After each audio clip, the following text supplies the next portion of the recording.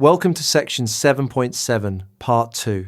This is the 59th session of the CISSP exam prep series. This part continues applied cryptography, moving from the web out to networks and emerging uses. In this session, we'll secure the wider world. We'll answer several questions. How does the web stay encrypted, and why is SSL a warning sign?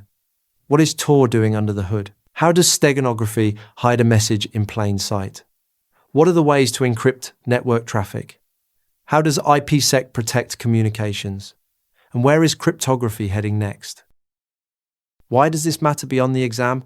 Because these are the controls you deploy across real infrastructure. You harden web servers, stand up encrypted tunnels between offices, and evaluate whether a new blockchain pitch actually solves a problem. Someone will ask why a scanner flagged an old protocol, or whether a privacy tool is legitimate, and you are expected to answer. Seeing how these applied technologies work lets you protect data on the move with real judgment.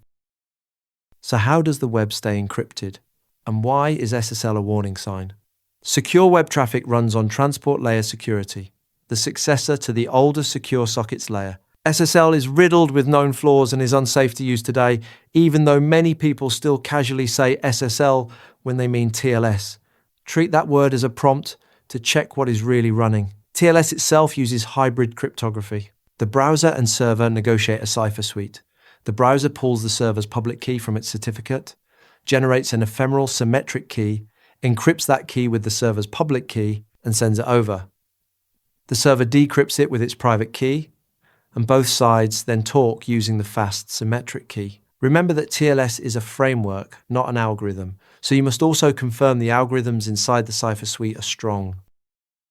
What is Tor doing under the hood? Tor, once known as the onion router, anonymizes traffic by routing it through a chain of relay nodes wrapped in layers of encryption. It uses perfect forward secrecy, where each layer only reveals what a given node needs to pass the traffic along, and nothing more. No single relay sees both where the traffic came from and where it is ultimately going. With a chain of several relays, Tor supports both anonymous browsing of the regular internet and the hosting of anonymous sites on the dark web. Picture an envelope wrapped in many layers, where each courier can only peel off one layer to find the next stop. How does Steganography hide a message in plain sight? Steganography conceals a secret message inside an ordinary-looking file rather than scrambling it. A common technique tweaks the least significant bits of an image. Change is so tiny the picture looks identical to any viewer. Because media files are large, a hidden message can slip past even a careful inspector. The same idea powers digital watermarking, where hidden information marks intellectual property. If someone copies the content, the watermark can reveal the copy and even trace it back to the specific recipient it was issued to. It has legitimate uses and criminal ones alike, so recognize it as hiding, not encrypting. What are the ways to encrypt network traffic? There are two broad styles. Link encryption protects an entire circuit, encrypting everything, including headers and routing data, between 2 points. Because the addressing is encrypted too, each hop must decrypt and re-encrypt to route the packet, which slows things down. End-to-end encryption, instead, protects the payload between the two endpoints and leaves the header readable, so it moves faster but exposes more routing detail to eavesdroppers. Broadly, encryption at higher layers tends to be end-to-end, while lower layer encryption tends to be link. Secure Shell is a classic end-to-end example, giving you encrypted replacements for old plaintext tools, with its second version dropping weak algorithms and adding protections against spoofing and eavesdropping. How does IPSec protect communications? IPSec is a standard architecture for building secure channels between two entities, and it ships in many operating systems. It has two core pieces. The authentication header provides integrity, authentication, and protection against replay. The encapsulating security payload provides confidentiality and integrity of the packet contents, with some limited authentication. It also runs in two modes.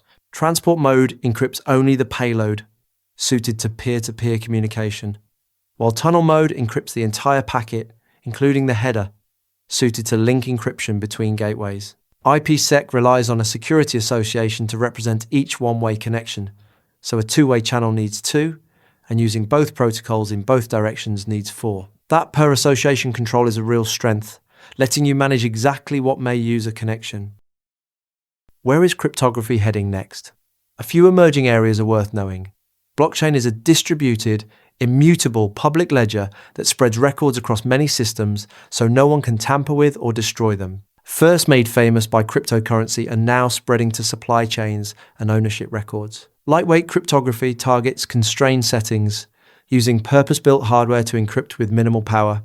Ideal for tiny sensors or smart cards, and specialized hardware can also deliver the low latency that fast network links demand. And homomorphic encryption lets you compute directly on encrypted data, so you can run calculations that yield the correct result without ever exposing the underlying plaintext, a powerful tool for privacy. Know these by concept, not by internal math. So let's bring it together. The web relies on TLS, hybrid cryptography, and hearing SSL should make you verify what is really in use. Tor layers encryption across relays for anonymity, while steganography hides messages inside ordinary files. Network traffic is protected by link or end-to-end encryption, and IPSec offers its authentication header and encapsulating security payload across transport and tunnel modes. Emerging uses include blockchain, lightweight cryptography, and homomorphic encryption. Carry these forward, and you can secure data in motion across almost any environment. The MCQs covering all the topics and concepts from this session are available on rucloud.com. Practice the chapter-specific MCQs before moving on to the next session. Thanks for watching. If you have any questions or feedback, post a comment below or email us. I will see you in the next session.